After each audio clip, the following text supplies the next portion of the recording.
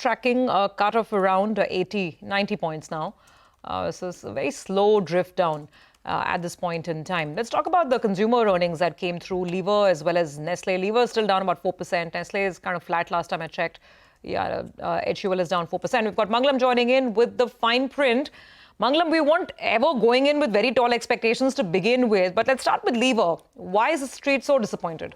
Well, so for Lever, if you look at the numbers, they're largely in line with muted expectations with a few bright spots, but a couple of near-term concerns, and that explains why the stock is lower today. The bright spots was that the volume growth came in at 2% versus expectations of 0 to 1%.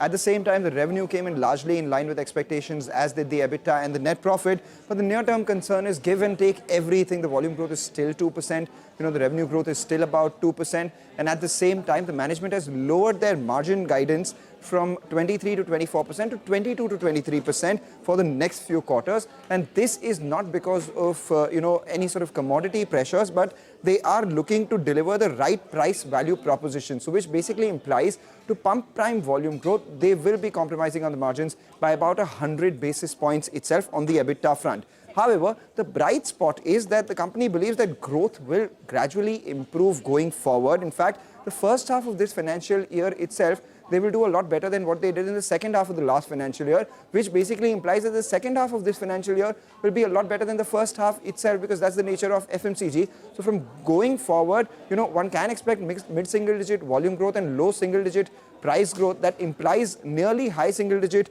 revenue growth, even if that comes at the cost of slightly lower margins. So that is something which is important. Additionally, the management press meet, there were a couple of notes that I took away from. One, there is strong growth on their foods business. As far as their plan is concerned, Boost is one of the brands that they are looking to grow. Sunscreen is another category which is growing at 30 to 40%. Penetration is just about 3%.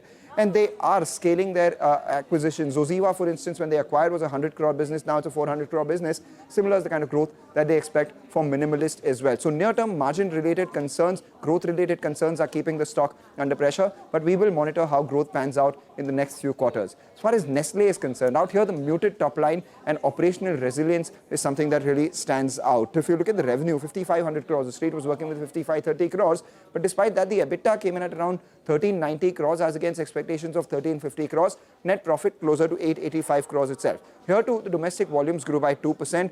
Gross margins compressed a lot less than feared, and other expenses were managed to ensure that the margins were better than street expectations. They did see good growth coming by in their beverages and confectionery business.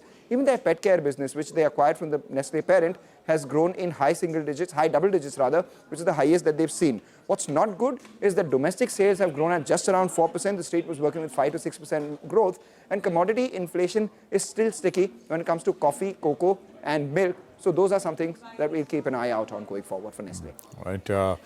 Mangalam, thank you very much for that. So that's a roundup of the FMCG numbers that we've gotten today.